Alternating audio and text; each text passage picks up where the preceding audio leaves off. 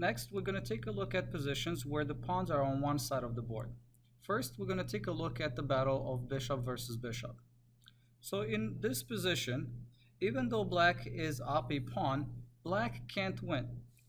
White placed his pawns on dark squares, so the black's bishop will never be able to attack him. All white has to do here to draw is just move the bishop randomly around the board until black accepts the draw, because there's absolutely nothing that he can do.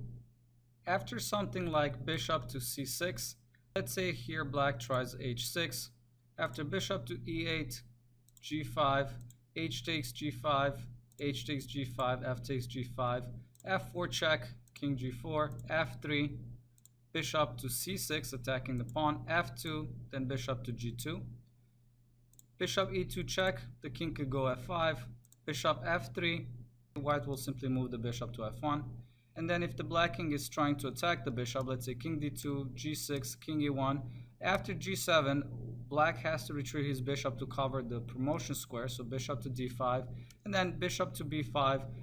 This game is drawn, black cannot make any progress. Now let's look at this position with black having a knight. So here we have the same position, except we placed white's bishop on a better diagonal on a2, and also we put a knight on the square c7. And now this position is winning for black just because the knight can reach any square. So we're going to take a look at a variation. It's not necessarily the fastest way to win, but it's the most visually instructive. Here let's move the knight to e8. Here white should reply with h5. I want to come back, no better is bishop to g8, because after knight to f6 the bishop is threatened, the pawn on h7 is defended, and also black now threatens to go to h5 check, winning the f4 pawn, and definitely this is a lot worse for white. So coming back, h5 is best. You always want to exchange as many pawns as possible in this scenario. After this, g takes h5, bishop to e6, attacking the pawn, knight to d6, defending the pawn, bishop to d7, knight to e4 check, king h4, and then king takes on f4. Here white cannot take the pawn on h5 because of the fork on knight to f6, winning the bishop. So bishop to e8, king to e3, bishop takes h5, f4, bishop g4, f3, bishop h3, f2, king g4, king e2, king to f4, attacking the knight, knight to f6, king g5, knight to d5, king h6, knight f4, attacking the bishop, bishop to c8, black promotes, and after bishop to a6, black will shield the king with knight to d3 and then win the game from here. Coming back, after g takes h5, instead of bishop to e6, white can also try bishop to b3, but this will also be unsuccessful. Knight to g7, bishop to d1, h6, bishop to a4, h4 check, king takes h4, then king takes on f4, and a similar game will continue. I'm just going to fast forward through the moves.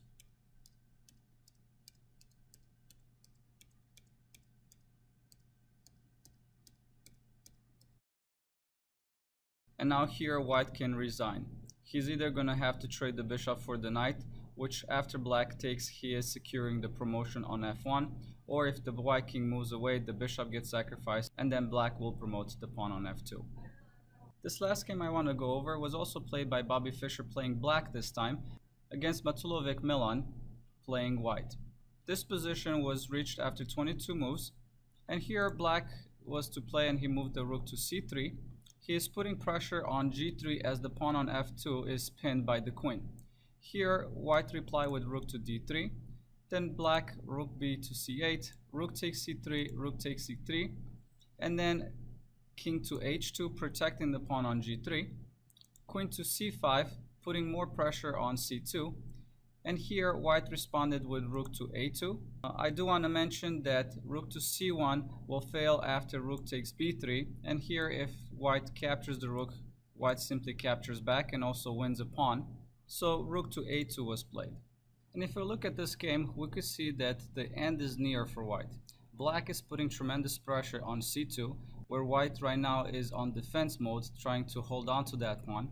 And if we look at the knight and bishop, we could see that bishop is simply a tall pawn. His diagonal is limited by the pawn on e4, while the knight is free to move and roll down the board. Now, obviously, black here wants to focus on the weakness that is on c2. So he definitely wants to bring the knight to support that attack. It's always a good idea to bring all your pieces working together for the same goal. So which square would be the best square for black's knight? Well, if you analyze this position and you look carefully, hopefully you can see that the square d4 is an excellent square for the knight.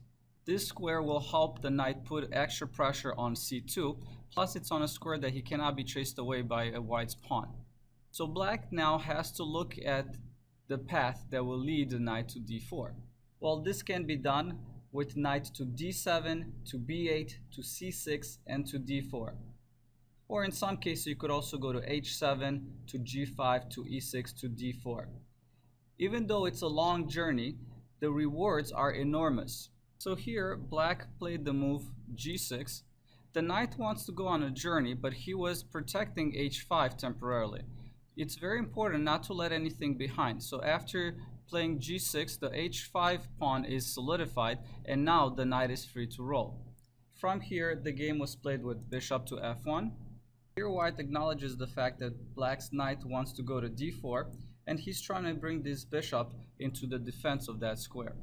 After this, black played queen to d4, f3, rook to e3, queen to g2, queen to d1, bishop to c4, then queen takes on f3. Now black has extra material and it's very hard for white to hold on to this position now. From here, I'm just going to fast forward through the moves so you can see how this game continued. Queen takes f3, rook takes f3, king g2, rook e3, bishop d3, knight e4, bishop takes e4, rook takes e4, king f2, d5, rook a1, d4, rook d1, rook e3, h4, rook c3, rook d2, king e6, king g2, f5, and here white resigned. So as you saw in this game, black focused on white's weaknesses and he used the entire team to put pressure on those weaknesses. Also, having more active pieces gave him the chance to attack first and also win material, which later allowed him to simplify the game by trading and just using the extra material to win the game in the end.